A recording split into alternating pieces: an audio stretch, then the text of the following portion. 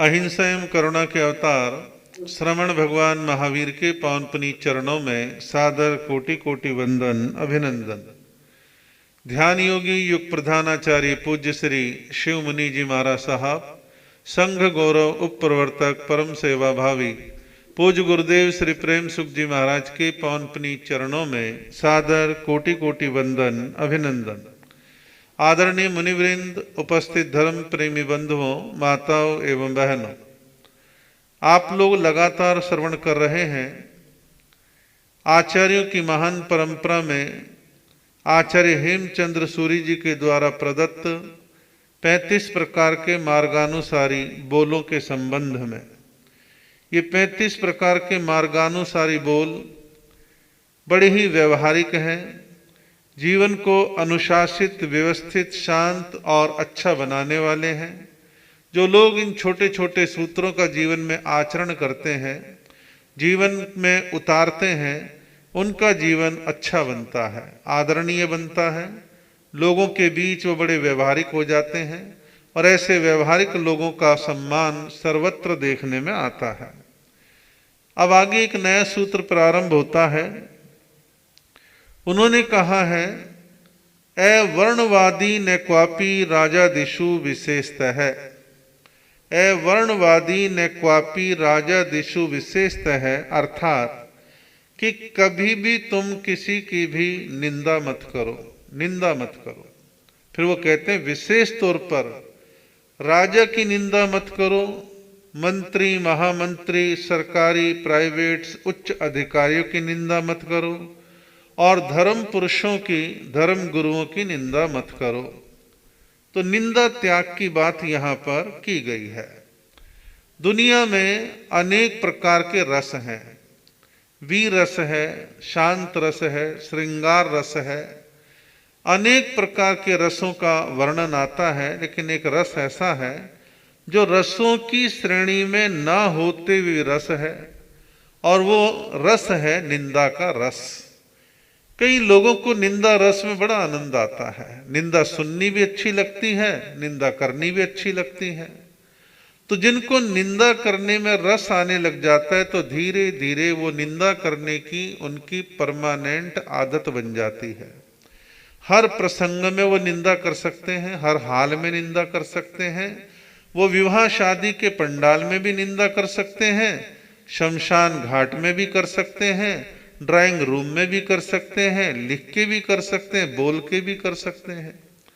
तो निंदा का रस बड़ा विचित्र रस है और कईयों को इसकी बड़ी गंदी आदत लग जाती है। लोग बहुत टोकते हैं, बहुत समझाते हैं, फिर भी वो व्यक्ति आदत से बाज नहीं आता और वो अपना काम निरंतर करता रहता है। निंदा निंदा निंदा निंदा वो करता रहता है।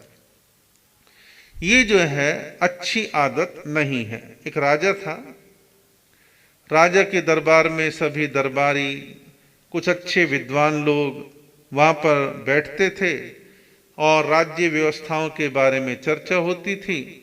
राज्य का संचालन कैसे करने, सब बातें निरंतर चलती रहती थी। लेकिन आज राजा के मन में ना जाने क्या आया। उसने सारे सभासदों, विद्वानों, मंत्री, महामंत्रियों के सामने एक प्रश्न उछाल दिया।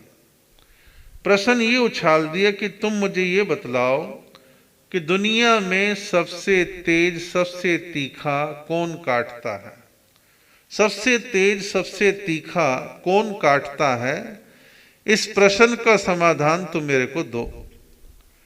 तो वहां जितने भी कुछ अच्छे दूसरे विद्वान बैठे थे, तो उनमें से अलग अलग जवाब उन लोगों के आने लगे। एक ने कहा कि वे जो मधुमक्खी होती है, मधुमक्खी का जो डंक है बहुत तेज होता है, एक बार काट ले तो 24 घंटे में सूज जाता है, बड़ी पीड़ा, बड़ा दर्द होता है। तो उसने कह दिया कि मधुमक्खी सबसे तेज काटती है। लेकिन राजा के चेहरे पर कोई खास प्रसन्नता नहीं आई जवाब से। तो आगे किसी दूसरे को इशारा किया, भाई तुम बताओ। तो दूसरा विद्वान बोला कि भाई मेरे हिसाब से सबसे तेज जो है ततैया काटता है। ततैया भी बोल देते हैं, भिरड़ भी बोल देते हैं, तमोड़ी भी बोल देते हैं, कई नाम चलते हैं। तो ततैया भिरण जो है ये सबसे तेज काटता है। बोले अच्छा, और कोई बोले? तीसरे से कहा तुम बोलो।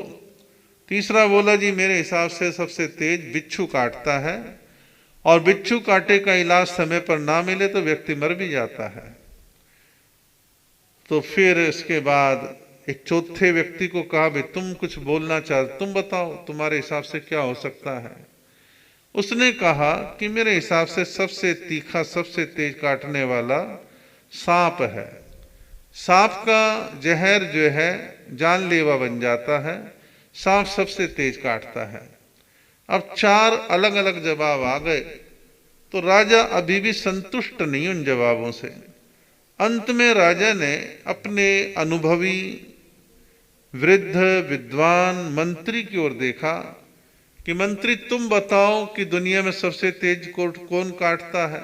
तो मंत्री का राजन 4 जवाब मिल गए हैं, आप देख लो कौन सा तेज काटता है। बोले नहीं, इनके जवाब ठीक है मैंने सुन लिए, लेकिन तुम राज्य के मंत्री हो, बड़े अनुभवी हो और बड़े समझदार चिंतनशील हो, मैं तुम्हारा जवाब सुनना चाहता हूं कि सही मायनों में दुनिया में सबसे तेज कौन काटता है, ये मुझे बतलाओ। जब ये बात कही गई तो बड़े गंभीर मुद्रा के साथ खड़े होकर मंत्री ने कहा कि राजन, मेरे हिसाब से दुनिया में 2 व्यक्ति सबसे तेज काटते हैं। 2 व्यक्ति सबसे तेज काटते हैं, तीखा काटते हैं और बड़े घातक काटते हैं। बोले अच्छा, वो 2 व्यक्ति कौन है? बोले मेरे हिसाब से वो 2 व्यक्ति जो हैं वो है निंदक और चापलूस। निंदक और चापलूस, बस दोनों के काटने में अंतर है। निंदक पीठ के ऊपर काटता है, चापलूस आगे से काटता है। निंदक पीठ पीछे काटता है, चापलूस आगे से काटता है। बोले स्पष्ट करो। बोले राजन, आपने देखा होगा कि निंदा करने वाला व्यक्ति आम तौर पर सामने नहीं बोलता, पीठ पीछे बोलता है, छुप छुप के बोलता है और उसका एक वितंडावाद सा मचाता है, लोगों को प्रचार करता है। तो पीठ पीछे वार करता है, तो निंदक पीठ के पीछे डंक मारता है, यानी काटता है, यानी आलोचना करता है। और चापलूस जो है वो आगे से काटता है। तो चापलूस जब कभी काटेगा आगे से काटेगा, अरे आप तो बड़े महान हो, आप तो बड़े श्रेष्ठ हो, आप जैसे समाज सेवी, आप जैसे धर्मनिष्ठ, आप जैसे दानवीर, आप जैसे दानदाता कहाँ मिलने वाले हैं साहब। तो इस प्रकार प्रत्यक्ष में आपकी प्रशंसा करेगा, पीठ पीछे हो सकता है आपकी निंदा कर दे। केवल आपसे काम निकालने के लिए, अपना मतलब गांठने के लिए वो प्रत्यक्ष आपके सामने मीठी मीठी बात करेगा, चापलूसी करेगा, बटरिंग करेगा। इस प्रकार की मनोवृत्ति लोगों की देखने में आती है और दोनों ही तरह की वृत्ति के लोग मानव समाज में देखने में आते हैं। चापलूस आगे प्रशंसा करते हैं, निंदक पीठ पीछे अपना काम करते रहते हैं। तो उसने राजा से कहा कि राजन, 2 व्यक्ति सबसे तेज काटते हैं, निंदक और चापलूस। तो निंदक और चापलूस, इन दोनों वृत्तियों के व्यक्ति समाज में मिलेंगे, इनसे व्यक्ति को बच करके चलना चाहिए। सूत्र कृतांग सूत्र में भगवान महावीर कहते हैं, नो तुच्छय नो ये विकथ इज्जा, नो तुच्छय नो ये विकथ इज्जा। इसका मतलब है ना तो आप कभी किसी की निंदा करो और ना किसी की तुच्छता प्रकट करो। आपको ये काम नहीं करना, तुच्छता भी प्रकट नहीं करनी और किसी प्रकार की निंदा भी नहीं करनी। ये 2 आदेश भगवान महावीर के हैं। आप देखेंगे कि आमतौर पर देखने में क्या होता है कि भाई कई बार हम निंदा के बहाव में बह जाते हैं और कई बार हम झूठी प्रशंसा में लग जाते हैं। तो झूठी प्रशंसा करने से मिलेगा क्या? कई बार मैं देखता हूं कि झूठी प्रशंसा कई बार करनी भी पड़ती है कि भाई किसी व्यक्ति के बारे में 2 शब्द बोलने हैं, अब लोगों ने जिम्मेदारी लगा ही दी है। अंतर्मन कह रहा है कि कोई खास व्यक्तित्व तो नहीं था, लेकिन सामाजिक व्यवहार में बोलना पड़ेगा। तो बोलने के लिए शब्द ढूंढ के लाओ और थोड़ी सी प्रशंसा में बोलो। तो ये एक व्यवहार व्यक्ति निभा लेता है, लेकिन ऐसा होना नहीं चाहिए कि ना किसी की निंदा करें, ना तुच्छता यानी उसके बारे में हल्कापन प्रकट करें, ना झूठी प्रशंसा करें। ये जो है जीवन में व्यक्ति को समझ करके चलना चाहिए। आमतौर पर हम देखते हैं कि दो प्रकार की दृष्टि के लोग हमारे को मिलते हैं। एक गुण को देखते हैं, एक अवगुणों को देखते हैं। एक नकारात्मक सोचते हैं, एक सकारात्मक सोचते हैं। तो हमारे यहाँ पर एक शब्द आता है, और जो अभी सूत्र में भी दिया, अवर्णवादी। अवर्णवाद क्या है? अवर्णवाद का मतलब है किसी की निंदा करना, अवर्णवाद करना, किसी की निंदा करना। अब हमारे को सोचना चाहिए कि भाई निंदा क्या है और बेनिंदा क्या है। निंदा बेनिंदा का जवाब हमारे अपने पास है। हमारे अंतर की भावना बोल देती, क्या मैं किसी को गिराने के लिए, बदनाम करने के लिए, नीचा दिखाने के लिए बोल रहा हूं तो निंदा है। और आप किसी के सुधार के लिए कुछ बोल रहे हैं तो वो आपकी भावना पर निर्भर करता है कि आप उसको सुधारने के लिए, हो सकता है कुछ अच्छी ऐसी बात कह रहे हो जो दुनिया को देखने में निंदा लगे, लेकिन भावना सुधार करने की है। तो हमारी अंतर की भावनाओं पर निर्भर करता है कि हम निंदा कर रहे हैं या सुधारने की भावना हमारे जीवन में आई हुई है। ऐसे ही प्रश्न व्याकरण सूत्र में भगवान महावीर कहते हैं, अपनो थवणा परेसु निंदा। अपनो थवणा परेसु निंदा का मतलब है अपनी प्रशंसा, दूसरों की निंदा करना। ऐसे बहुत लोग मिलेंगे कि स्वयं अपने मुखारविंद से अपनी प्रशंसा, अपना बखान प्रारंभ कर देते हैं कि मैंने ये किया, मैंने वो किया, मैं ऐसा हूं, मैं वैसा हूं। इस प्रकार से जो है अपनी प्रशंसा और दूसरों की निंदा जो है प्रारंभ कर देते हैं। लेकिन ये भी असत्य दृष्टि ही है, इसको असत्य दृष्टि में माना गया है। और प्रश्न व्याकरण सूत्र में ये सब चीजों का वर्णन जब बड़े विस्तार में प्राप्त होता है, तो अपनी प्रशंसा दूसरों की निंदा कोई करता है तो अपने आप में असत्य का सेवन कर रहा है। लेकिन इससे बचना चाहिए। हम अपनी प्रशंसा स्वयं ना करें और दूसरों के बारे में हम निंदा ना करें, इस बात का हमारा ख्याल रखना चाहिए। तो अभी जो मैं कह रहा था कि दो दृष्टि के लोग दुनिया में हैं, गुण दृष्टि वाले और दोष दृष्टि वाले व्यक्ति। आप देखेंगे मक्खियां दो प्रकार की देखने में आते हैं कि एक मक्खी वो है जिसे हम कहते हैं मधुमक्खी। एक जगह पर गंदगी का ढेर पड़ा है तो मधुमक्खी वहां जाके नहीं बैठेगी, फूलों पर जाएगी, शहद पर आकर के बैठेगी, मिठास पर आकर के बैठेगी, क्योंकि वह हमेशा अच्छी संगत में जाने का प्रयास करती है। सामान्य मक्खी जो है शहद पर, फूल पर कम जाती है और मेन उसका आकर्षण होता है जहाँ गंदगी पड़ी है, मलमूत्र पड़ा है, वहां बड़े आराम से पहुंच जाती है। एक व्यक्ति है यूं कहता है कि देखो गुलाब के कितने सुंदर सुंदर फूल खिले हुए, वाह ये रोज गार्डन, ये गुलाब बगीचा कितना मुझे अच्छा लग रहा है, आंखों को अच्छा लग रहा है, कितनी भीनी भीनी खुशबू आ रही है। दूसरा जाएगा कहेगा देखो गुलाब के अंदर भी कांटे हैं, ये कांटे यहाँ पर लग रहे हैं, उसे कांटे ही कांटे दिखते हैं, उसको जो है फूल दिखाई नहीं देते। तो ये अपनी अपनी दृष्टि है, एक को कांटे दिख रहे हैं, एक को फूल दिख रहे हैं। तो गुण ग्राहक दृष्टि वाला, गुण दृष्टि वाला फूल देखता है और अवगुण को देखने वाला, दोष दृष्टि वाला व्यक्ति कांटे ही कांटे देखता है। आप देखिए ईख जिसे गन्ना कहते हैं, ईख गन्ना जो है जहां उगता है आप उसकी जड़ में देखिए, मिट्टी तो होगी होगी, लेकिन जो खाद डाली जाती है वो खाद कैसी है? खाद जो है गंदी होती है, कषैली होती है, बदबूदार होती है। लेकिन गन्ने का स्वभाव कुछ ऐसा, प्रकृति कुछ ऐसी है कि तीखा, गंदा, कषैला, बदबूदार होने के बावजूद भी वो मीठा रस ही प्रदान करती है। अब गन्ने के द्वारा आप लोग देखते हैं गुड़ बनता है, शक्कर बनती है, चीनी बनती है और लोग मिठास का अनुभव करते हैं। तो जीवन के अंदर हम कहीं भी रहें, हम मिठास देने का काम करें, हमारे श्रवण संघ के प्रथम युवाचार्य जी हुए हैं, युवाचार्य श्री मधुकर मुनि जी महाराज। उन्होंने अपनी काव्य रचना में कहा है, मधुकर मधुकर बन अरे, मधुकर मधुकर बन अरे, कंटक तज मधु गेहे, कटुक खाद से मधुर रस, सीख ईख से लेहे। वो कह रहे हैं मधुकर मधुकर बन अरे। मधुकर उनका उपनाम था, पूरा नाम था मिश्री मलजी महाराज मधुकर। तो मधुकर मुनि जी महाराज कह रहे हैं कि मधुकर बन यानी भंवरा बन। भंवरा जो है फूलों पर जाता है और वहां से मिठास को ग्रहण करता है। और कंटक तज मधु गेहे, कि आप कांटों को छोड़ दो, मधुता को मिठास को ग्रहण कर लो।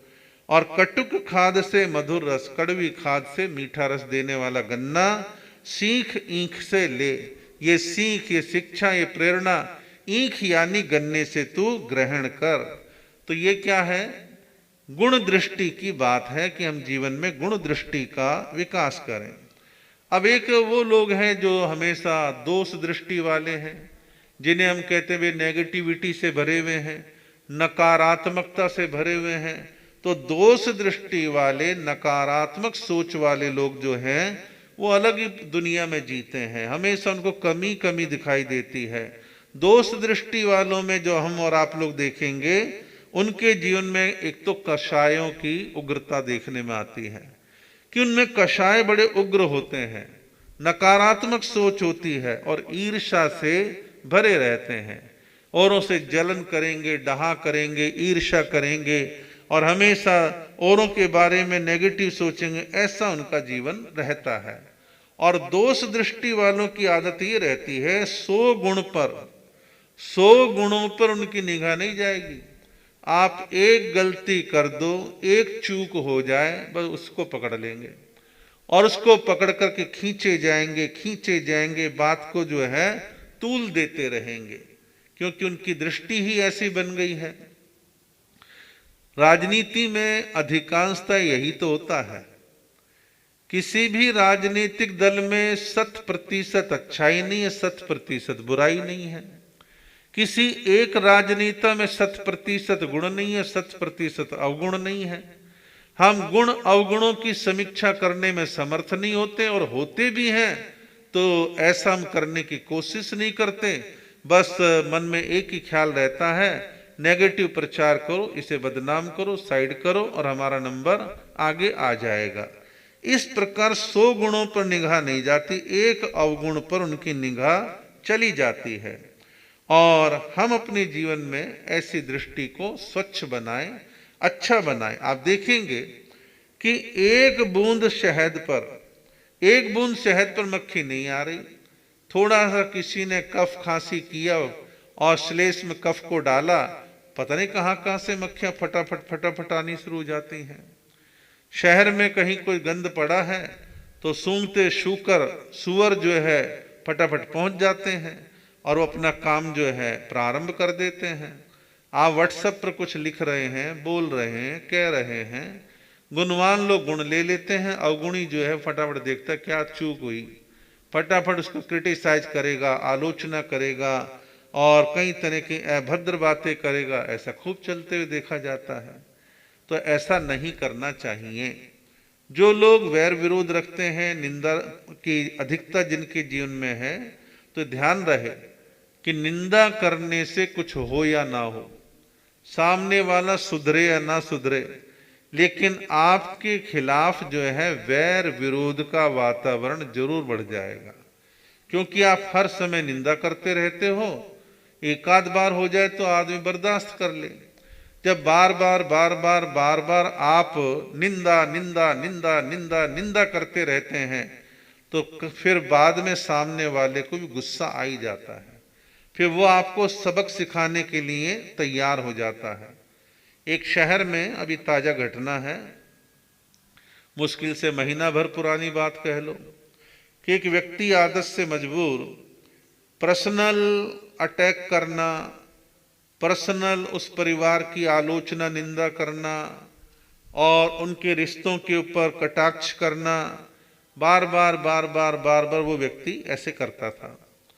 तो वो व्यक्ति सहन करते रहते थे, चलो कोई बात नहीं, कोई बात नहीं, समाज है, हम भी संस्थाओं से जुड़े हुए हैं, लोग थोड़ा बहुत आलोचना कर सकते हैं, कोई बात नहीं, कोई बात नहीं।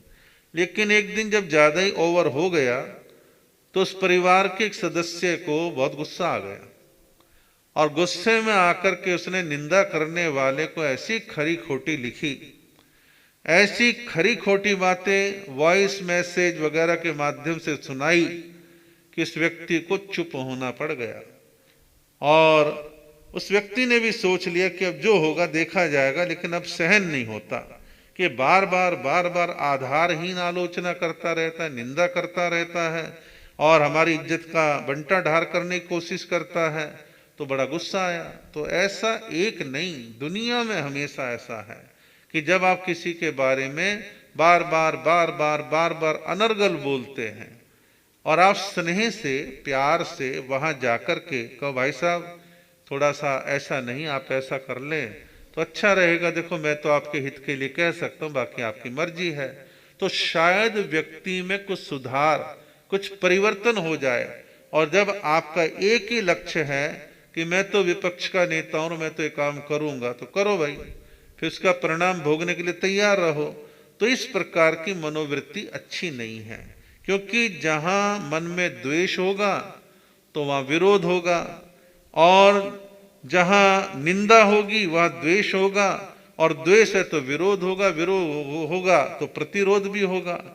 तो इस प्रकार प्रतिशोध की भावना जब पैदा हो जाती है तो आपस में टकराव बढ़ जाता है। तो हमें ऐसा नहीं करना चाहिए, हमारे को प्रयास करना चाहिए कि हम अच्छी दिशा में बढ़ें, किसी की व्यर्थ में निंदा बुराई इत्यादि ना करें। बार बार की निंदा करने वालों का आप सर्वे करके देख लो, चाहे रिश्तेदारी में चाहे समाज में, कहीं भी देख लो, उनके मित्र कम मिलेंगे, उनके दुश्मन उनके विरोधी वो ज्यादा मिलेंगे। तो हमें ऐसा काम नहीं करना चाहिए। इस्लाम धर्म में कहा है कि गीबत जिना, आपको इसका क्या अभिप्राय है? गीबत कहते हैं निंदा और जिना कहते हैं व्यभिचार। वो क्या कहते हैं कि निंदा करने वाला व्यक्ति जो है अपनी जीभ के द्वारा निंदा करके व्यभिचार यानी कि संगीन अपराध कर रहा है। तो वो कहते हैं कि निंदा करना जो है व्यभिचार से भी बढ़कर के है।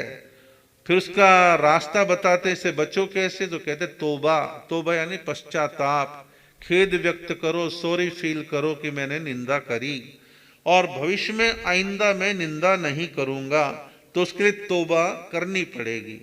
तो ये तीन शब्द हैं, गीबत यानी निंदा, जिना यानी व्यभिचार और तोबा यानी पश्चाताप।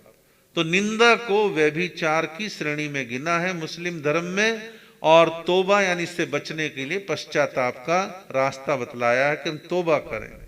महात्मा बुद्ध कहते हैं इसी बात को प्रकारांतर से, महात्मा बुद्ध कहते हैं कि निंदा मुख के द्वारा पाप इकट्ठा करने का काम है, कि निंदा करना मुख के द्वारा पाप इकट्ठा करने का कार्य है।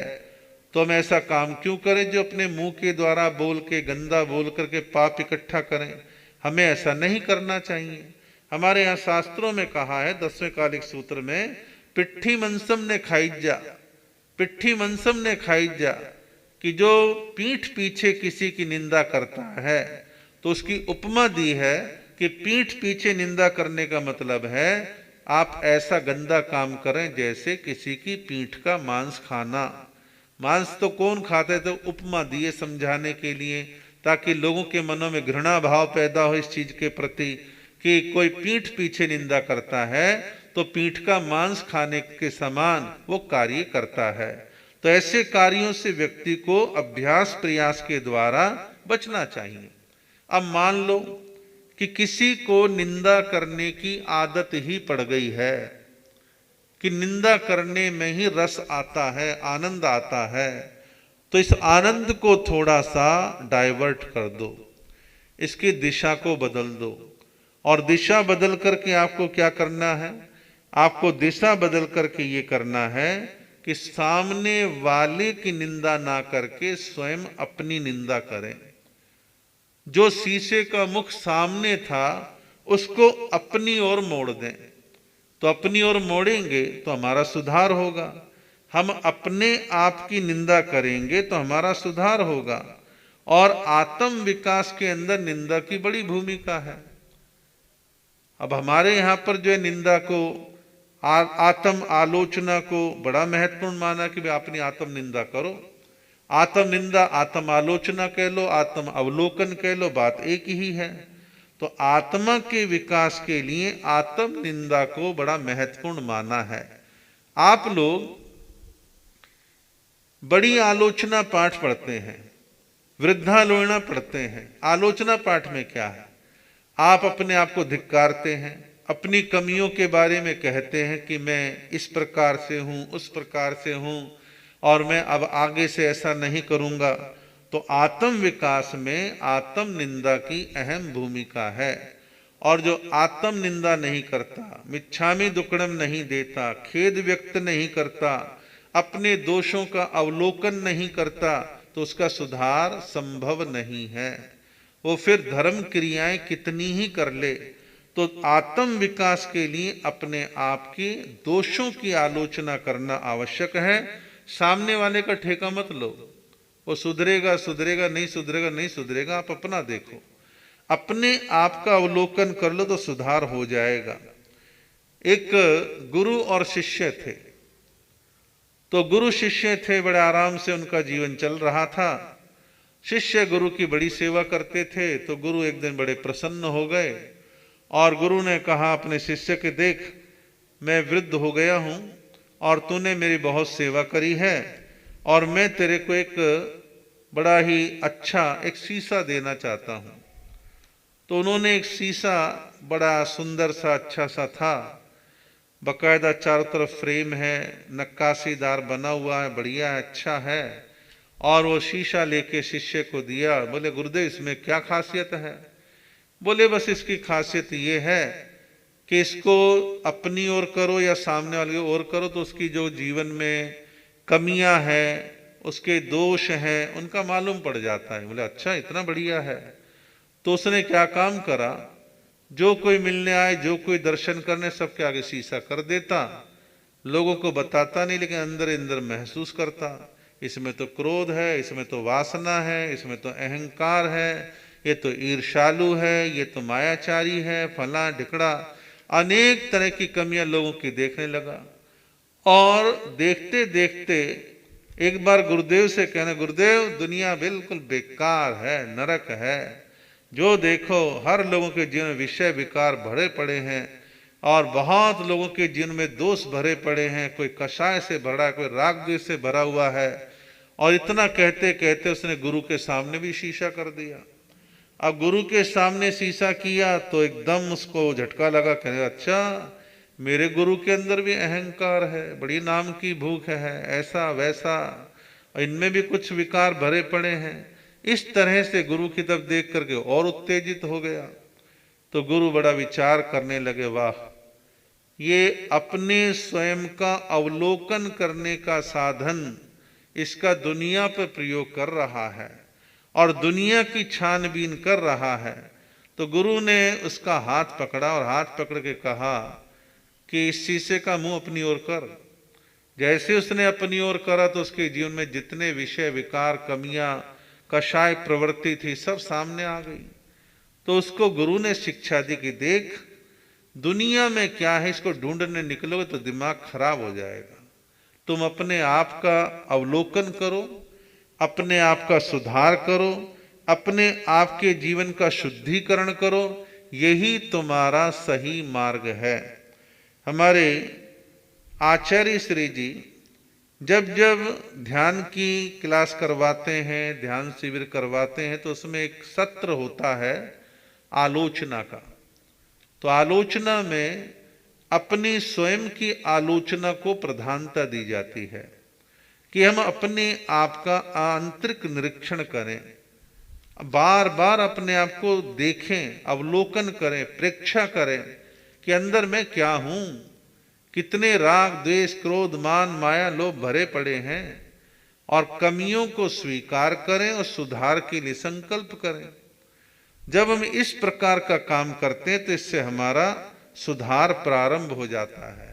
सिंपल भाषा में कहा है कि बुरा जो देखन मैं चला, बुरा ना मिलिया कोई, जो दिल खोजूं आप ना, मुझसे बुरा न कोई।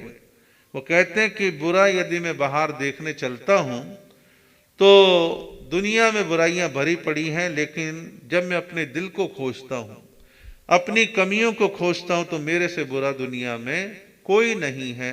ये शिक्षा है, संदेश है, इन्हीं में आध्यात्मिकता छुपी हुई है। तो हम ऐसे मार्ग से चलें जिससे हमारे जीवन का शुद्धिकरण हो, हमारे जीवन का कल्याण हो, ऐसी हमें भावना रखनी चाहिए।